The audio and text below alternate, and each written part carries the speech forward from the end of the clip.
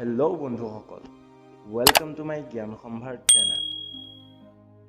শিক্ষাৰ কোনো শেষ নাই। আমি যিমানেই শিকোঁ তাৰ পিছতো কিবা নহয় কিবা শিকিবলগীয়া থাকে। আমি বেলেগক দেখি শিকোঁ, পঢ়ি শিকোঁ, অভাৱ, কঠিন সময়, বিপদ সকলো পৰিস্থিতিৰ পৰা শিকিব পাৰোঁ। বৰ্তমান গোটেই পৃথিৱীত যি COVID-19 সমস্যাই দেখা দিছিল, এতিয়াও সেই সমস্যা পাৰ হৈ যোৱা নাই। নিজৰ শিক্ষা অনুসাৰে আমি কাম কৰোঁ। যদি আমি নিজৰ ভুল আৰু কঠিন পৰিস্থিতিৰ পৰা আমি শিক্ষা নলওঁ, তেনেহ'লে আমি সদায় কষ্টত ভুগি থাকিব লাগিব। আমি COVID-19ৰ পৰা কি শিকিলোঁ? আমাৰ জীৱন অতি কম সময়ৰ।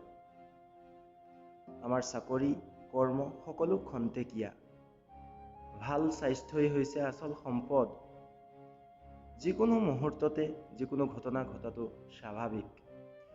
সদায় পইচা ছেভ কৰা বা গোটোৱা অভ্যাস আমি ৰাখিব লাগে। এই 5টা কথাকেই আমাক COVID-19 শিকাই থৈ গ'ল। নিশ্চয় আমি COVID-19ৰ সময়ছোৱাত বহু কষ্টত ভুগিছিলোঁ। সেইকাৰণেই আজি আমি নিজকে সলনি কৰাৰ প্ৰয়োজন। যদি আমি নিজকে সলনি কৰিব পৰা নাই, তেনেহ'লে নিশ্চয় আমি কষ্টও পোৱা নাই। কাৰণ ডক্টৰ APJ আব্দুল কালাম ছাৰে কৈছিলে, every pain gives a lesson and every lesson changes a person. এই ভিডিঅ'টো কেনেকুৱা লাগিল কমেণ্ট কৰি আপোনালোকৰ মতামত জনাবলৈ নাপাহৰিব।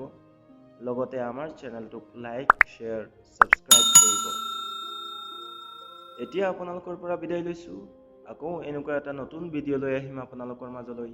তেতিয়ালৈকে keep learning, keep growing. Thank you for watching.